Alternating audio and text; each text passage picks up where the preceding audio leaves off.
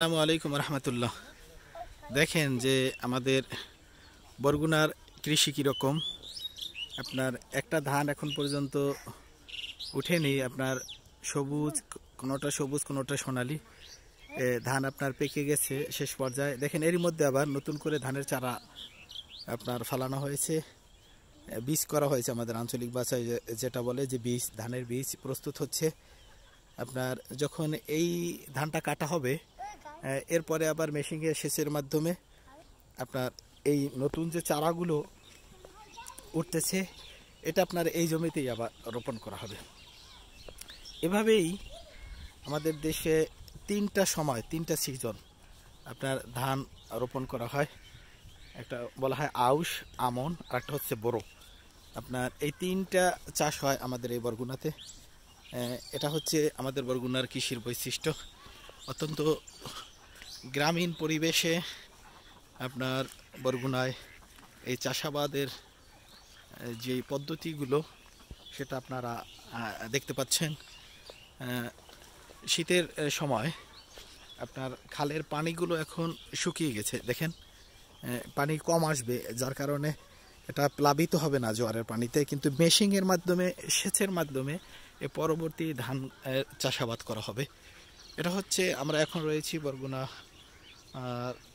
৬ নং বুড়িরচর ইউনিয়নের, এটাকে বলে অশোক হাওলা, আপনার সোনাখালী, লবণগোলা, এই এরিয়ার মধ্যে রয়েছি আমরা।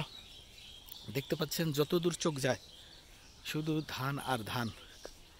আপনার খেজুর গাছের রস সংগ্রহ এখন আর আমাদের এদেশে তেমন নেই। আগে এখানে দক্ষিণ অঞ্চলে প্রচুর পরিমাণে আপনার খেজুরের রস সংগ্রহ করা হতো। আমরা যখন ছোট ছিলাম আমরা দেখেছি আমাদের যে দাদারা ছিলেন তারা আপনার এই শীতের সকালে খেজুরের রস সংগ্রহ করতেন এবং আমরা সেখান থেকে খেজুরের রস তৃপ্তি সহকারে খেতাম, খেজুরের গুড় খেতাম, খেজুরের বিভিন্ন রকমের পিঠাপুলি খেতাম।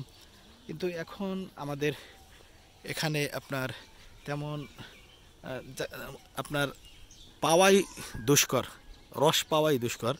কেননা এখানে এখন আর আগের মতন সেই খেজুর গাছ নেই, কারণ এটা ধ্বংস করেছে আপনার ইটের ভাটা।